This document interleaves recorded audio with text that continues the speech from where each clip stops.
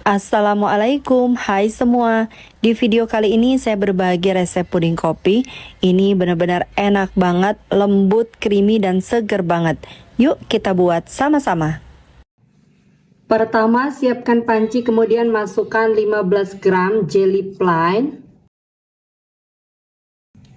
Kemudian tambahkan 3 sendok makan gula pasir. 2 saset kopi instan, saya pakai white coffee yang karamel. Selanjutnya ini diaduk hingga tercampur supaya pada saat diberi cairan bubuk jelinya itu tidak menggumpal. Selanjutnya tambahkan 800 ml air. Kemudian aduk-aduk sebentar. Untuk kopinya ini masih ada yang bergumpal, itu tidak apa-apa ya teman-teman. Masak puding kopi menggunakan api sedang sambil terus diaduk seperti ini sampai mendidih. Untuk kopi yang masih bergumpal ini, nanti kalau airnya sudah mulai hangat, itu akan larut dengan sendirinya ya teman-teman.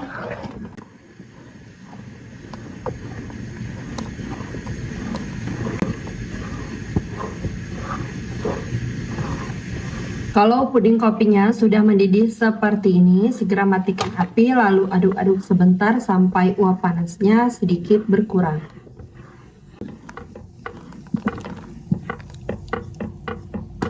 Selanjutnya, tuang puding kopi ke dalam cetakan. Saya menggunakan loyang seperti ini ya teman-teman. Kemudian biarkan hingga betul-betul set. Kalau puding kopinya sudah set seperti ini, selanjutnya ini saya potong-potong.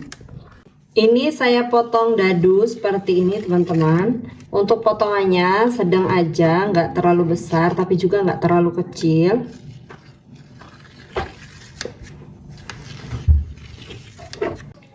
Hasilnya seperti ini. Selanjutnya ini disisihkan terlebih dahulu ya teman-teman.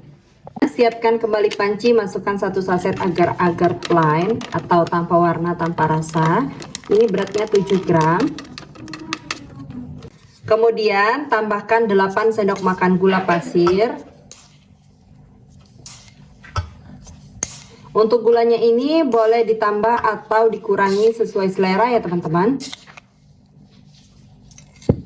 Kemudian tambahkan 700 ml air dan 500 ml susu UHT full cream. Selanjutnya ini diaduk-aduk sebentar, pastikan tidak ada bahan-bahan yang mengendap di dasar panci.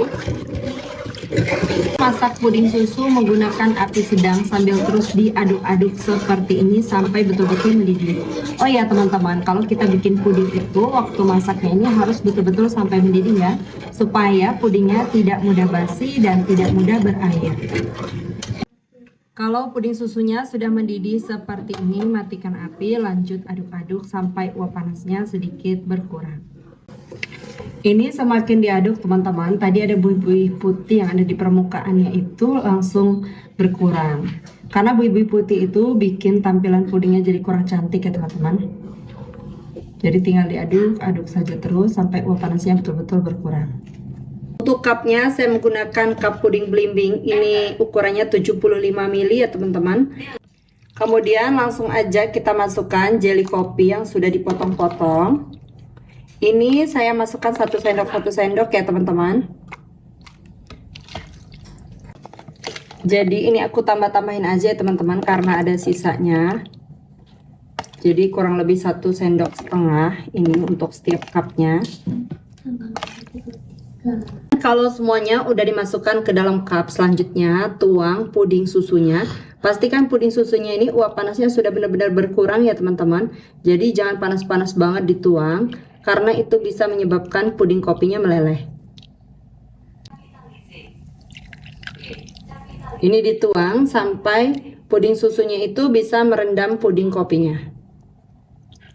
Dan selanjutnya ini waktu menuangkan langsung aja diaduk-aduk seperti ini ya teman-teman, supaya puding susunya itu bisa mengikat puding kopinya.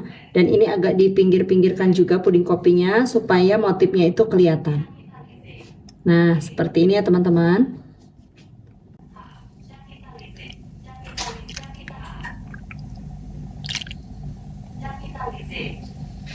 Setelah semuanya selesai dituangkan untuk puding susunya, selanjutnya ini dibiarkan hingga set dan aku menyisakan 350 ml ya teman-teman untuk puding susunya. Kalau puding yang di cup tadi sudah setengah set, selanjutnya untuk sisa pudingnya ini, puding susu, ini akan saya cairkan lagi ya teman-teman. Karena ini sudah mulai mengental. Selanjutnya tambahkan 1 saset kopi instan, white coffee, sama ya teman-teman, ini saya pakai yang karamel.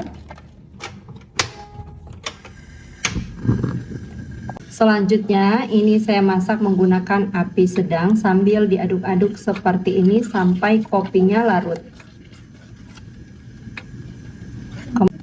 Tidak perlu sampai mendidih banget, cukup sampai mencair dan juga sampai kopinya larut. Nah, seperti ini sudah cukup ya teman-teman. Selanjutnya matikan api. Kemudian aduk-aduk sampai uap panasnya berkurang. Dan ini untuk pudingnya itu udah set ya teman-teman, tapi belum set banget gitu. Tapi ini udah mau aku langsung kasih aja puding kopinya. Ini aku kasih 1 sendok makan.